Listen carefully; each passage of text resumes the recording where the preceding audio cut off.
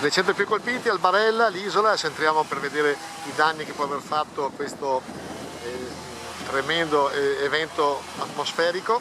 Passiamo sul porto. Qui siamo all'entrata del porto di Albarella, vedete che molte macchine parcheggiate sono state colpite da questi alberi che sono caduti a centinaia, non a decine. Come ripetiamo, fortunatamente nessun ferito, c'era la preoccupazione per un disperso, ma preoccupazione rientrata in mattinata.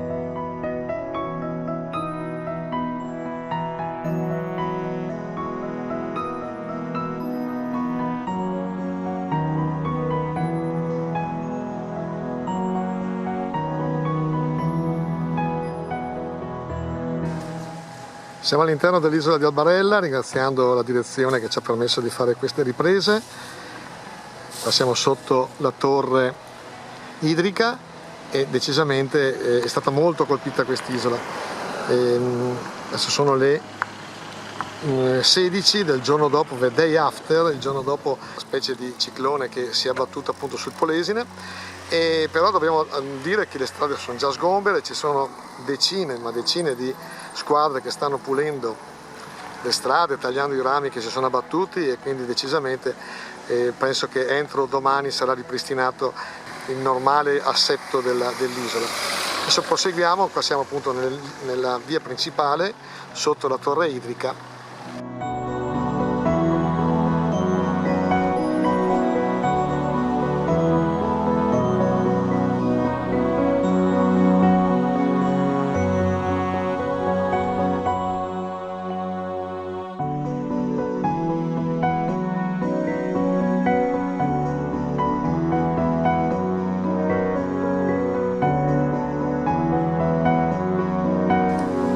Siamo al Teatro Tenda, completamente distrutto, forse una delle parti più colpite dell'isola.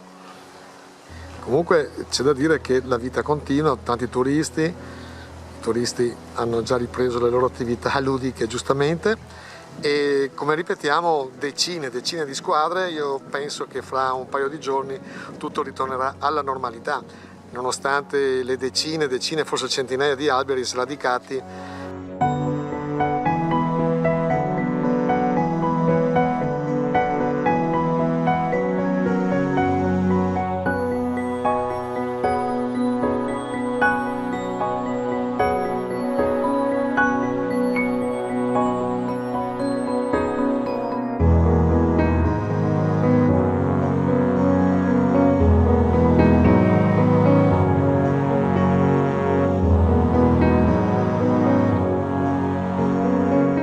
Day after decisamente laborioso, abbiamo visto decine di squadre per ripristinare l'isola nel suo massimo splendore, e comunque complimenti a tutti quelli che si stanno muovendo, organizzando per ripristinare appunto i danni che sono stati subiti da questo evento atmosferico straordinario ed eccezionale.